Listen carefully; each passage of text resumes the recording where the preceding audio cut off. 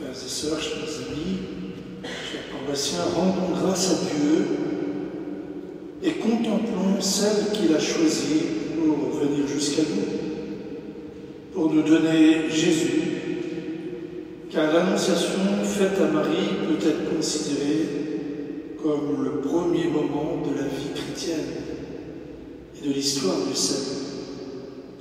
Le oui de Marie à l'ange Gabriel inaugure l'accomplissement du plan de Dieu qui a voulu venir jusqu'à nous.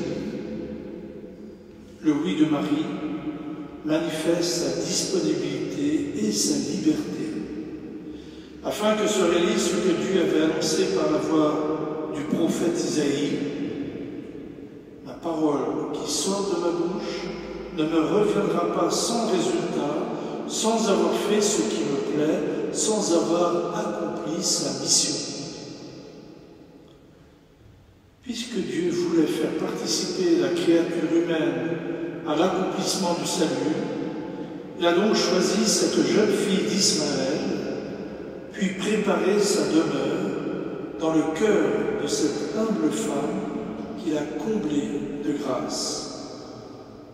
Ce titre, qui vient de la bouche de Dieu, n'est pas un qualificatif éphémère, comme une fleur qui se fane en une journée, mais bien une qualité même de son être, un privilège qui lui a accordé, un fruit par avance de sa résurrection.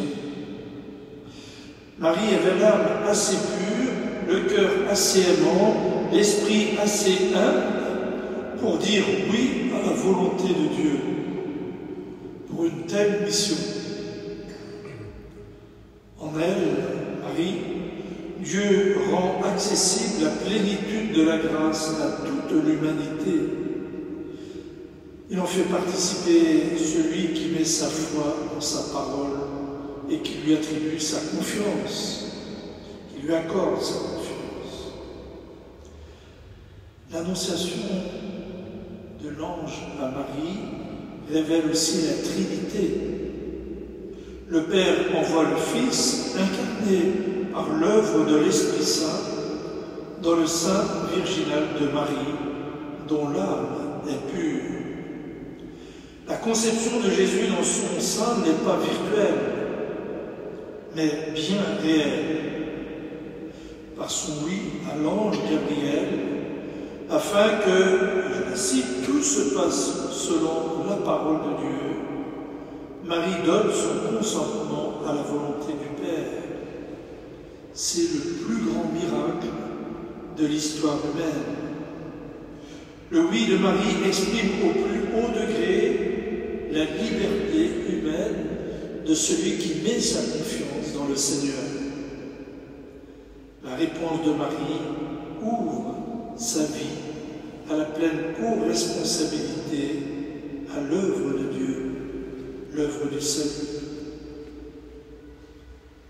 Frères et sœurs, de la même manière, notre âme ne peut être transformée et évangélisée que par l'Esprit Saint. C'est lui qui fait le travail, qui nous modèle, qui nous façonne. L'Esprit Saint venant sur nous pour que nous recevions l'Évangile dans notre être plus que dans notre raison. Puissions-nous avoir le cœur ouvert, les oreilles attentives, les oreilles du cœur, afin que tout se passe pour nous comme pour Marie dans son fiat, selon la volonté de Dieu. Enfin, pour donner notre oui à Dieu, interrogeons-nous tout particulièrement en ce temps pascal. De quoi mon cœur est-il rempli? Peut-être. Qu'est-ce qui l'encombre et qui nous empêche de dire oui et d'affirmer notre disponibilité à la parole de Dieu?